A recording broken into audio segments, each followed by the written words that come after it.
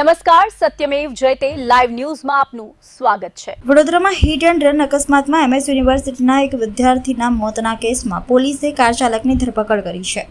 CCTV અને technical તપાસના આધારે આરોપી સુધી પોલીસ પહોંચી હતી।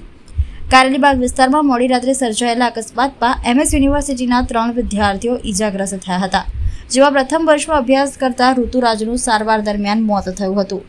હરણી પોલીસે ગુનો નોંધી CCTVના આધારે નંબર પ્લેટ વગરની I-20 કારની શોધખોળ શરૂ કરી હતી। તપાસ દરમિયાન કાર હાલોલ તરફ ગઈ હોવાનું જાણવા મળ્યું હતું। અકસ્માત બાદ કાર બ્રેકડાઉન થતાં ટોઈંગ સર્વિસનો ઉપયોગ કરવામાં આવ્યો હતો, જેના આધારે પોલીસે કાર કબજે કરી 21 વર્ષીય હર્ષ મેડાની ધરપકડ કરી છે। સમગ્ર મામલે વધુ તપાસ ચાલી રહી છે। ગઈ તારીખ 13/7ના રાત્રિના 1 વાગ્યાના અરસામાં એક અમિતનગર રોડ ઉપર 4 વ્હીલ ગાડી જે નંબર વિનાની હતી તેણે 2 વ્હીલમાં 3 ચાલકો હતા તેને ટક્કર મારેલી અને હિટ એન્ડ રન કરી અને નાસી ગયેલ હતો। તેમાં સુજલભાઈ ચૌહાણ છે તેણે પોતાની ફરિયાદ આપેલી હતી અને 3 વ્યક્તિઓને હોસ્પિટલાઇઝ કરવામાં આવ્યા હતા। એમાં ઋતુરાજસિંહ છે સારવાર દરમિયાન એક્સપાયર થયેલ છે।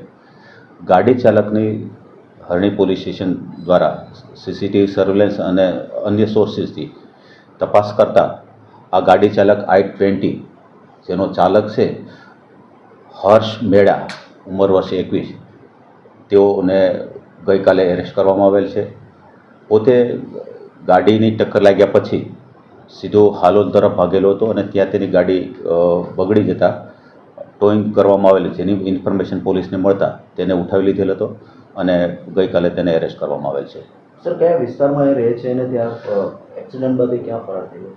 તે અમિતનગરની બાજુમાં પલ્લવ પાર્ક સોસાયટી છે ત્યાં રહે છે અને પોતે કાર એસેસરીમાં છાણીની એક કાર સ્ટુડિયો છે તેમાં જોબ કરે છે।